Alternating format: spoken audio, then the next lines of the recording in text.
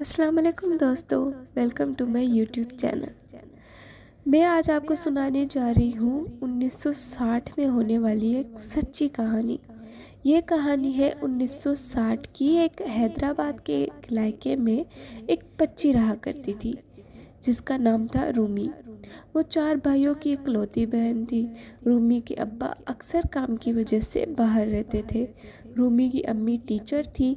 क्योंकि रूमी का स्कूल दोपहर सेकंड शिफ्ट में था तो वो सुबह घर में अकेली रहती थी। भाई भी स्कूल चले जाते थे और अम्मी भी ड्यूटी पर चली जाती थी। ड्यूटी पर जाने से पहले रूमी की अम्मी रूमी को घर का सारा काम करने को कह जाती थी।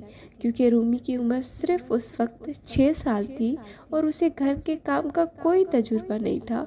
वो घर को इधर उधर देखती और परेशान हो जाती थी। इतना बड़ा घर, बर्तन वगैरह वो अकेली कैसे साफ कर सकती थी। क्योंकि रूमी अकेली थी, उसकी कोई दोस्त भी नहीं थी, इसलिए उसने आईने से दोस्ती कर रखी थी। अम्मी के जाने के बाद रूमी आईने के सामने खड़ी हो जाती और कहती, सीमा आ जाओ, हम दोनों मिलकर काम करें। और आईने से हूबहू रूमी जैसी ही एक लड़की बाहर आती थी जिसकी शक्ल, कपड़े और उम्र भी रूमी जितनी ही थी। अब वो और रूमी दोनों घर का काम करने लग जाती थी। जब तक अम्मी स्कूल से वापस आती पूरा घर साफ मिलता, बर्तन भी धुले हुए होते।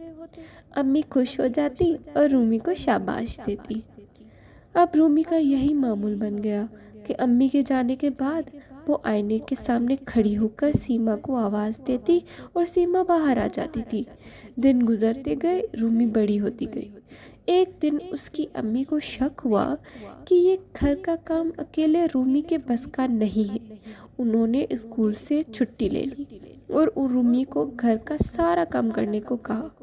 पहले तो रूमी ने इधर उधर देखा, फिर वो परेशान हो गई और घर का काम करने लगी। मगर घर चूँकि बहुत बड़ा था, वो अकेले इतने वक्त में काम ख़त्म नहीं कर सकी, तो अम्मी ने उसे बहुत डांटा। फिर कौन तुम्हें काम करवाता है?